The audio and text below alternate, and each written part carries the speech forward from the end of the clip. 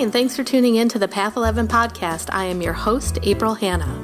At the Path 11 podcast, we are here trying to deliver leading-edge research on consciousness, healing, and metaphysics. And just like you, we are trying to answer the big questions about life. Who are we? Why are we here? And what is our purpose? We hope by listening to our podcast, it will make each day you live on Earth a little easier to understand. And now for today's podcast. Hi, everyone. I am really excited about our show today. I would love to introduce you to Daniel Foor. He is a Ph.D. and is a licensed psychotherapist and has led ancestral and family healing intensives since 2005. He's also the author of the book, Ancestral Medicine, Rituals for Personal and Family Healing. And I am really interested to learn more about his doctoral research in psychology. He focused on shamanic healing practices by mental health professionals. So all of you know that is my background, and this conversation is going to be right up my alley. So, Daniel, welcome to the Path 11 podcast. Thanks so much, April. It's good to be here. Yeah, I'd love for you to just tell our listeners a little bit more about your background. You have a pretty extensive background. You've have been around the world. You have been, involved in many other cultures and, studying the psychology behind them and then getting into the ancestor work and the work of ritual. So I'd like you to just kind of bring us on your journey a little bit before we kind of get into the meat and potatoes of this conversation here.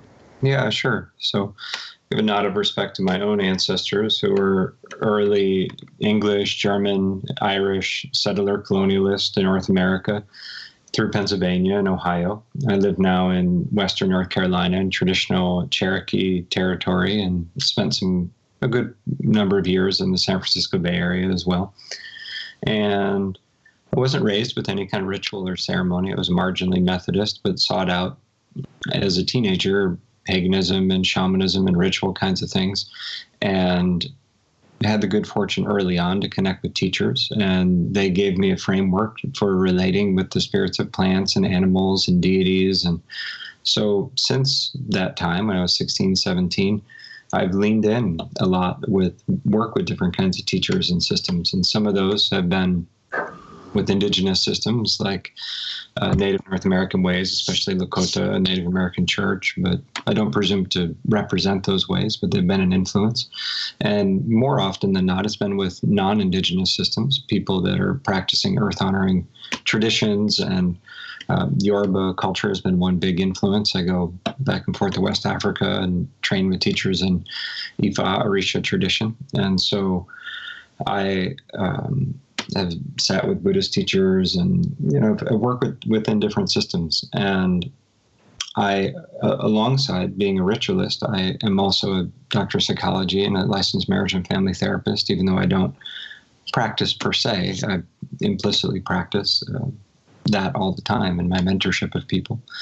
And I'm an animist. I'm someone who approaches life with an emphasis on relationships and on recognizing that not only living humans, but many other kinds of people, ancestors, animals, deities, the land, also have a kind of personhood, and that we're accountable to them. And it's good to remember how to be in relationship with the others. And within that, I have a specialization. I work with the ancestors, with the human dead, and working with that for the intention of family and cultural healing. So that's a little bit. Great. That was a great recap. Thank you. So how long were you a marriage and family therapist? I got licensed, I think, in 2007 or something. I did my training from 2002 to 2005 in my graduate work. I'm still licensed. I just don't actively practice per se. And I'm a priest. I'm a ritualist. And the therapy training was fairly consciously intended to just help me to be a better ritualist. And I'm glad for it, because a lot of people drawn to spiritual practice and all that could really benefit from a lot of what clinical mental health has to offer. And a lot of therapists could stand to shake it up with ritual and spirituality a bit. So Yeah.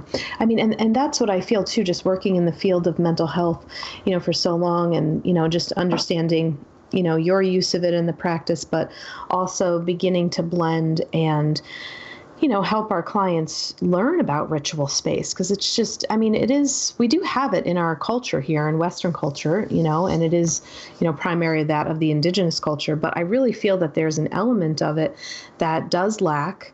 And I have found too, when you begin to bring some of that in some of the more traditional mental health counseling, people shift, move, and heal just quicker, faster, and in a more in-depth way than I feel traditional psychotherapy can offer.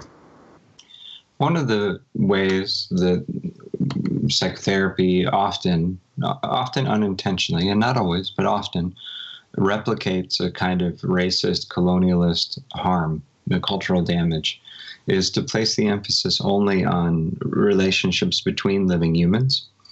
And even that, often therapists, if they haven't really done a lot of depth inner work, will construct the suffering of the client as being too individualistic without recognizing the systemic oppression from sexism and racism and poverty and different kinds of troubles. And just that aside, an additional layer that I want to speak to for a moment of how mental health sometimes replicates a really incomplete map of reality is by participating in this objectification or depersonifying or delegitimizing of the reality of the other than humans, and that there's the plant people, the stone people, animal people, the ancestors, etc., are not looked at as sources of potential relational intimacy.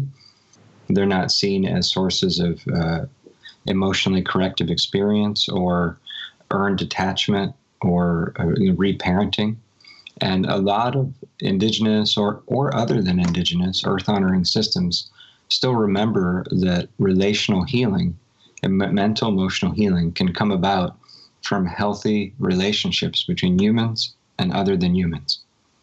And when therapists overlook that resource, it's not only a missed opportunity, it's a replication of a exploitative, racist, colonialist framework that underwrote the genocidal behavior of Europeans in the Americas and beyond. And I'm not saying therapists are out to commit genocide, but I'm saying that if we don't examine the underlying assumptions that we're operating from, then we can enable the harmful patterns to continue. Yeah, and I'm hoping our conversation today, too, if, we do have some mental health professionals that are listening to the podcast and that maybe they aren't involved in ritual work or have never themselves been immersed in it, that I hope that this conversation really inspires people to do that. I would love to just hear a little bit more, if you don't mind, about the research and what you found when you were going through your doctoral studies, about what you found with shamanic healing practices done by mental health professionals and what you found there. Yeah, it was a decade ago, and so I would frame it a little differently now. But I looked at as defined at the time, shamanism. I was looking at what's essentially inspired by the revival forms of shamanism. So Michael Harner, Sandra Ingerman, core shamanism, so to speak, which has expanded and moved beyond the shadow, for better or for worse, excuse me, of Michael Harner. And so I was looking at a kind of narrow set of techniques, but what I found at the time is it's quite possible to weave things like connection with animal spirit powers, soul retrieval, energy healing into a psychotherapy setting, provided you, in the moment, know clinically how to frame in a useful way what you're doing. And of course, it needs to be a cultural match, and there needs to be consent from the client. And you need to be really deeply trained and proficient in both skill sets to know how to weave them and combine them responsibly. And at this point, so it's possible. That was my conclusion. And what I would add at this point is it's possible to work from what I would consider like a decolonizing ethic, where we legitimize these other kinds of relationships, as I was talking about with the wider field of kin and animals, plants, the land, the ancestors, the deities, and to see them as really meaningful sources of intimacy for the clients. And just like most of what people suffer with in psychotherapy, I personally tend to see as systemic problems. People are suffering from cultural damage. I think it's Jerome Bernstein in his Borderlands book who says the client in psychotherapy is Western civilization. You're treating what is unhelpful about the dominant culture.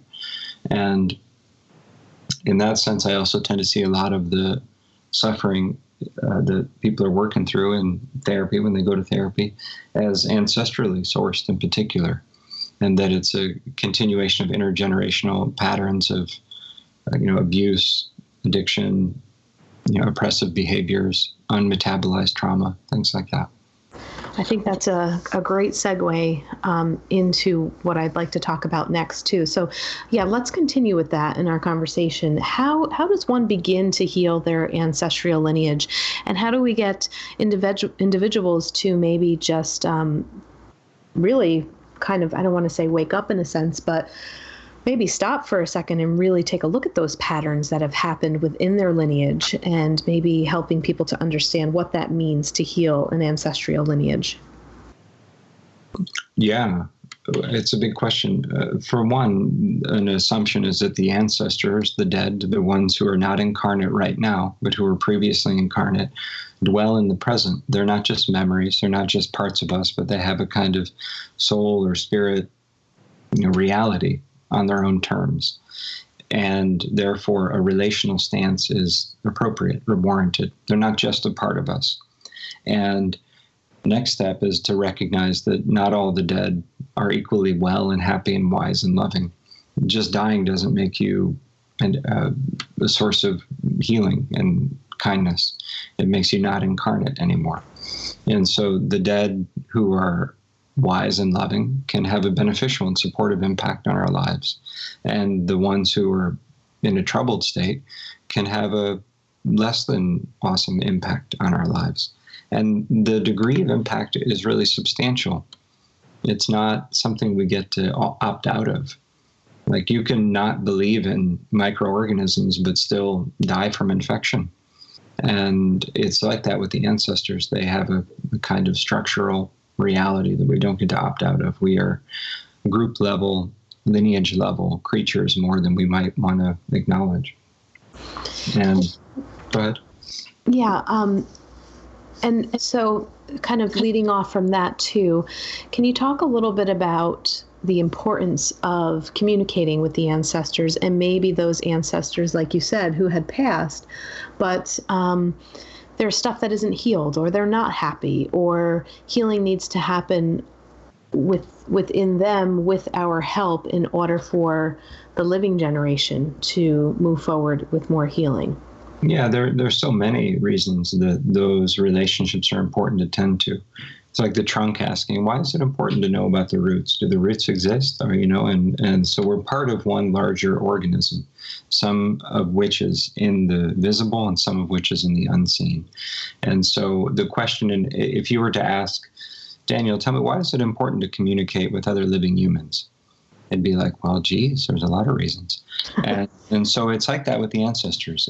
For cultures that really have an intact system of ancestral reverence and tending to those relationships, it's a commentary on how far we've come in the direction we're in to even ask it like that. And so, but it's a fine question. And so, one of the most immediate reasons to communicate is to understand what kind of impact they're having on us in the present, in the moment. How much of our physical, emotional, spiritual, mental suffering and life condition is being shaped by their unresolved or unmetabolized pain. Because when it is being shaped by that, it's really good to become conscious of it and to seek to bring them the healing they need so that there can be resolution for us also. So resolving unresolved legacies is one immediate reason. Another reason is that the ancestors can help us to get clear about what we're doing here. Because we're not just here to feed into a capitalist system and make a bunch of money and die with a nice funeral. That's not really, the bigger design. And so we want to have clarity on a soul level about what our gifts are. And our people, our ancestors, remember that. And it's important when I talk about ancestors for your listeners that I'm not just talking about the remembered dead, not just the recent ones. Because some folks may come from families that are really have a lot of pain and a lot of abuse or harm. And so they'd be like, why on earth, Daniel, would I want to invoke that into my life? I spent 20 years of expensive therapy trying to get away from it. Totally legit question. I'm saying that the recent dead are only the most visible layer of a much bigger system, and nobody's ancestors are messed up through all time and space. Those patterns began somewhere, and it's possible to connect with the dead who lived before those patterns. Mm-hmm. And a final thing I'll drop in this moment is just that the dead change. They're not all, people can be really difficult and harmful during life and work it out when they die. They continue to have agency and they continue to be able to change. And sometimes when people are very unwell during life and they get it, they become very motivated in spirit to make repairs. And it's good for us to allow for that. Yeah. I love that. Yeah. And you probably touched on it, but I just kind of want to bring some of the language that, I saw on your website. I was looking at your practitioner training, and in that, you were also kind of going through what people would learn, and one of it was working with ancestral curses, funky spirit phenomenon, and lineage toxins. So the lineage toxins, I'm curious about too. Would that be things like abuse, alcoholism, drug addiction, or are there other types of toxins in a family system that you're referring to? Well, sure. I mean, there's all kinds of ways humans get into bad behavior. They can be more extreme and systemic or more interpersonal in scope. And when we're trying to clean up a system, meaning the system of the lineages, the souls and the spirits that collectively form a lineage that comes before any given person, it's possible sometimes that there are other than human spirit energies that get woven in there. An example would be in the cases of sexual abuse or predatory behavior in that way. Sometimes it's a living human just acting in a really harmful, self-absorbed way that transgresses a boundary of another person. And the damage to that, from that, can be really extensive. And also, additionally, at times, it's fear-eating, unconscious, or maliciously conscious, other than human energies that are working through the fragmented human also, that are, let's just say, eating fear. And there are things, how to say, work with the spirits is not inherently safe any more than work with the living is not inherently safe. When you get up around, when you bump into really changing systems, whether it's, you can want to reform, for example, the prison system, which is founded on a lot of exploitative racism and capitalism. But once you actually go to do that, if you get far into it, you're going to bump up against the forces that benefit from that. Mm. And those forces will kill you if you aren't prepared, because they're defending their own stake and agenda. And so it's like that with spirit work too. If people who have been bitten by these kinds of energies in their own family probably resonate or can have a feel for what I'm talking about. They're like, oh yeah, there's human badness, and then there's otherworldly badness that moves through humans sometimes. And if you're going to get into a system and try to bring some healing to it, you want to know how to safely and responsibly navigate those types of challenges. And yeah, so that's an example. Great. And how about ancestral curses? I mean, I've spoken to quite a few shamans on the podcast, many different types of healers, and we've never really actually haven't had a conversation with anyone about this before. I know Yeah. sometimes I've, heard people working within past lives. I've heard people sometimes say that we can make contracts in a past life, or maybe there could be something that we say that can create some bondage or a contract that moves into the next life. But yeah, I've never really talked to anyone about ancestral curses, so I'd like to have a conversation about that. It's not something I focus on a ton, but I'll say that in the West, generally speaking, one of the good sides of not being trained in ritual very much is that when people are hating, it's mostly unskillful hating, like throwing energy around in a messy, like, you're a loser, go die kind of way. And so that can have real impact. But it's like being hit with a handful of mud, more so than with a really targeted poison dart. Mm-hmm. And so occasionally, rarely, people will, that I encounter at least, I think it's more common in some other places, will be this impacted by very specifically directed harmful magic. And so that requires a bit of slowing down and understanding to unravel. So there are such things, but I just don't encounter them in the demographic I work with that often.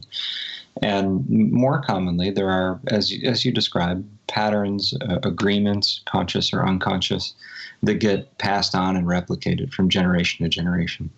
And they can function, it's useful to describe them as a curse, because what you're looking at is essentially a belief, a pattern, a thought form, or some kind of soul level agreement that, until it's brought conscious and until there's an antidote or a different agreement put in place, it'll tend to just operate in the background in a sabotaging or unhelpful way.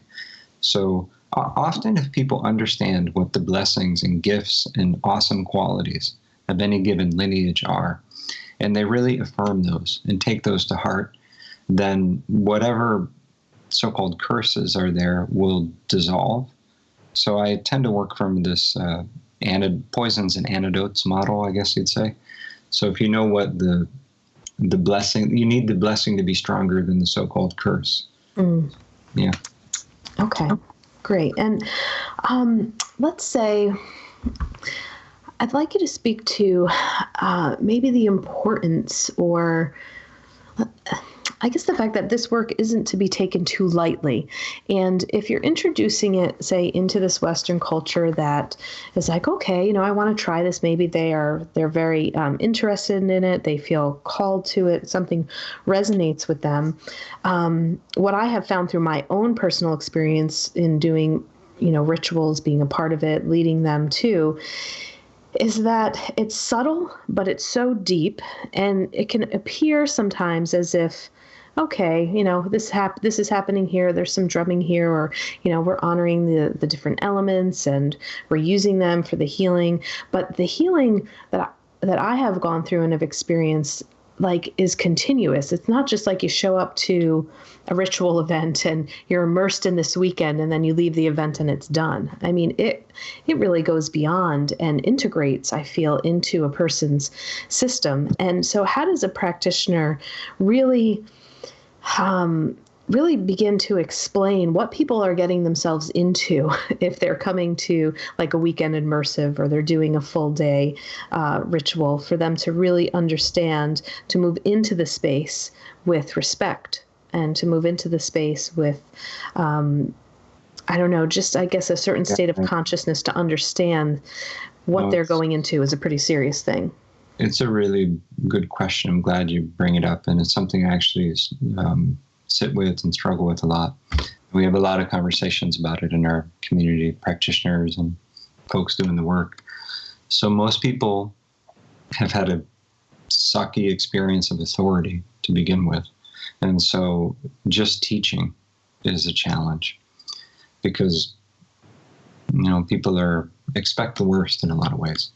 And additionally, most people have grown up in a culture that commodifies wisdom and basically says, I paid for it, I got it, it's mine now.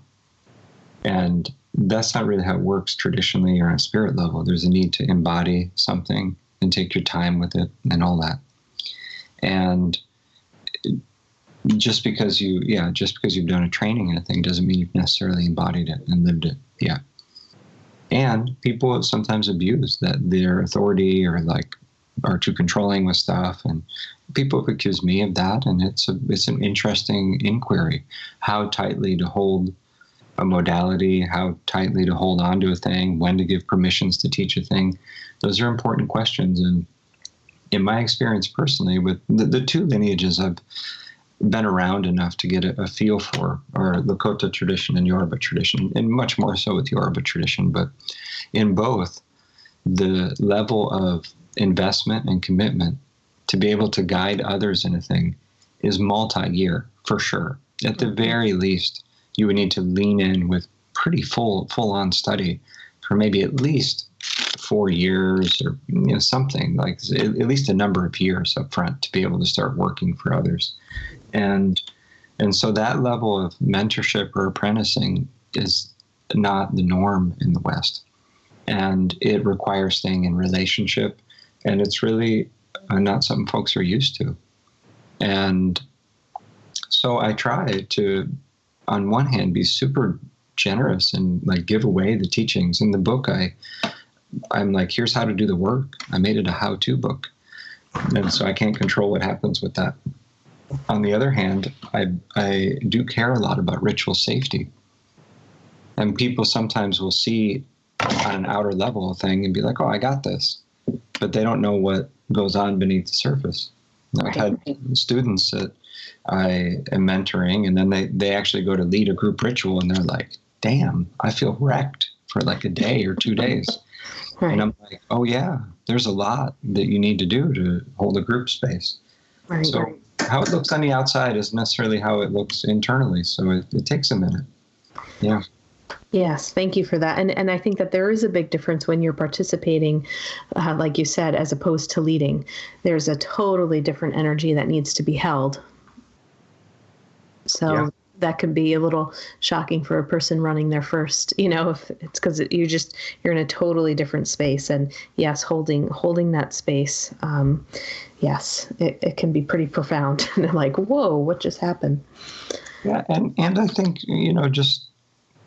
I'm not a purist about stuff. I think we learn through doing. We make mistakes. Yep. And so even in the last few years, which is when I've really started to train others in the work, we already have a group of maybe 15 folks who are teaching the work for others. And so I do want to see this and other kinds of inclusive and non-dogmatic approaches to ritual spread and be available to people. I think that's important. So. Yes, and I was really impressed, with your website, just the care and concern really comes through with the application process that, if there is a practitioner that's interested, that they need to really thoroughly answer and think about all of these questions that you have. I have it open because I'm interested actually in taking your training here. And the other thing that I found really just really inviting and nice too is that you do make it easy for people to participate. You have a payment plan schedule. There's a part of it where you're asking through their training to either offer free sessions to people or at a discounted rate. And, that too is just puts people in that state of giving and really helping people. Like you said, this isn't about making money, right? It's not about making money. Let me speak to that for a sec, because it is partly about making money, and that's partly fine and partly problematic. We have you can't, in my bias, and not to be so black and white, but what I was going to say is you can't really try to get at ancestral healing without considering cultural healing in the ways that systems either replicate goodness or replicate harm. And so we hold the work. I hold the work in a spirit that's feminist, queer-friendly, decolonizing or acknowledging of the history of occupation of indigenous lands in the Americas and elsewhere, anti-racist, sensitive to class and economic exploitation, sensitive to religious bigotry and to earth disconnection. And why that's important with respect to money is that some people have the view that it's like a totally unchecked capitalist view of spirituality. Make as much money as you can, it's a job. And some people go to the other extreme of saying it's immoral to mix money and the sacred. Right. And, however, I don't need to argue with folks, but what I've seen modeled in a healthy way, and what I've seen modeled by my elders also in West Africa, is that being a priest, being a ritualist, is a vocation. And if you want to give the full care and attention to that vocation, it makes sense that there needs to be some support for people. So I have a strong ethic that me and other teachers that work and practitioners should be able to care for their family, because the services are important. And they should be accessible, because the issues around economic inequality and exploitative capitalism are super real. And it's important when we talk about race and gender and colonization to remember just how much greed and economic exploitation fuels and keeps those issues quite alive.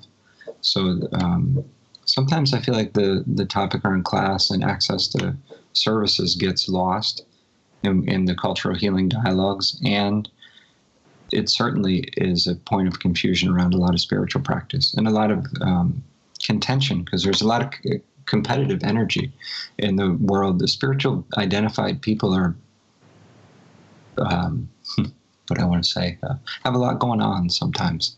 And sometimes that can show up as competitiveness. I've seen it in myself at times, and it's not a good look. And so it's my ethic to keep the work accessible, and to balance that with being able to support my family and other people who are mentoring under me able to support their families. Yeah. And when I took, my Reiki training, there was an emphasis on that too, on really what they called it was energy exchange, because that topic came up as well, about, well, how do you exchange services? Does it always have to be monetary? Could it be bartering? Could it be, trading services for the services? But really understanding too that how people value what is given. And many people, depending upon where they are in their own personal work, many people don't know how to receive either, to give and receive. And when you do have that relationship with an energy exchange that is happening, it just allows the process to unfold as it should. Yeah. So yeah. All right. Well, let's bring people over to your website, because we're talking about something and they may not even know what we're talking about here, because I am on the 2020 practitioner application questions, and you have a training that is coming up in 2020, but you have other online courses that people can take through your website. So why don't you let people know about where they can find all of this wonderful information?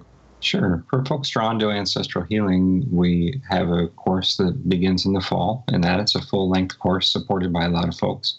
And more, before that, in late summer, there's a Foundations of Ritual online course, which this is the first time teaching that. I'm excited about it. It's actually, in some ways, a lot of what I teach is, you could say, intermediate level practice, but the Foundations of Rituals is my first attempt to do a proper beginner course, and to, in a sense, share some of the things that I wish were shared with me about energetic boundaries, prayer and invocation, ritual safety. Like, what is ritual? Why do we do it? How do you do trance work? Like, how do you know the limits around that? So some of the real foundational topics that could apply to people from any tradition. So I'm excited about that. And we have in-person ancestral lineage intensives happening in, I think, 8 countries. I'll be in Europe this summer for those, and they're also in the United States and Canada, led by other folks I've trained who are great, and lots of opportunities to connect with session work. And those sessions are guided by people with really diverse ancestries, gender identities, life experiences. And as you mentioned, the trainees are required to offer a certain number of low-income sessions to make sure the work's accessible to people who don't have a lot of financial means but want to step in. So, and that doesn't have to happen in person. So we have folks engaging from all over the world, really. And there's hours and hours of free conversations and interviews and resources on the site as well. So I'm glad for what we've created so far and for what's emerging. Yeah, it looks wonderful. It looks great. And again, the website is ancestralmedicine.org for those of you who might be sitting at a computer and want to get on that right now. Well, Daniel, this was awesome. Thank you so much. I learned a great deal, and we may be meeting. I am very much considering taking your 2020 practitioner training. I love the content and what I'm seeing, and I feel like it would be a great leap from what I've already been trained in and going more and more in depth, because it really was this year when I led my first, and it was more of in the Western African tradition of, are you familiar with Malidoma Some's work? Yeah, sure. Yes. Yeah. So, this is the year of minerals. So we did a mineral ritual, and I did it for a bunch of women, and we met weekly for it was either 7 or 9 weeks. And it was amazing. It was amazing to lead. I've been through, the different elements and rituals with my teacher probably over the past 10 years or so. So it was interesting to hold space instead of be the participant. And then I went and participated in my own mineral ritual the month after. But it just, I don't know, it's always clicked with me, but something really shifted this year in where I just feel like this is where a lot of the work is at. And it's so important, and it's hard not to continue to want to move forward with it and deeper once you really begin to see the beauty of how things heal within ourselves, within the lineage, within all beings really that we're connected to. So I'm very, very excited to have stumbled upon your work, and I have a feeling we're going to be working together soon. So thank you so much for being a guest on our podcast today. That's great, April. Thank you, and thanks for your service there. Thanks for listening to the Path 11 podcast today. I hope you all enjoyed this show. And if you haven't checked out our Patreon page, I'd like you to do so, because we are going to start putting some content over there that is only for our Patreon subscribers. You can get content for as little as donating $1 a month, and it could just be a one-time donation. We have other freebies over there that you can get depending upon how much you would like to donate. And again, it could be a one-time donation, or you can continue to keep your subscription on a monthly basis at that donation level. But I just put my MBT immersive experience, which was a 4-day intensive meditation training in Tennessee with physicist Tom Campbell. I was listening to binaural beats, going to altered states of consciousness, having out-of-body experiences and life-changing experiences that I was able to bring back for myself, for my clients, for my friends. That was just out of this world. So if you would like to listen to that, I'd like you to head on over to path11podcast.com. You're going to see an orange button that says Patreon. Become a Patreon today, and you can have access to that podcast. And I would like to remind you to head on over to path11productions.com and check out the membership that we have for the Afterlife Awareness Conference. We have over 25 hours of footage with amazing speakers like William Buhlman, Thomas John, Terry Daniel, Suzanne Geisman, Suzanne Northrup, Linda Fitch, Austin Wells, just a few people to name off that were amazing. These workshops are just so valuable. So I think that you would really enjoy it. It's also a great thing to think about, to maybe give the gift to somebody who is struggling with grief. If you are looking for resources, this is a great conference to send people to check out. And thanks again for listening today.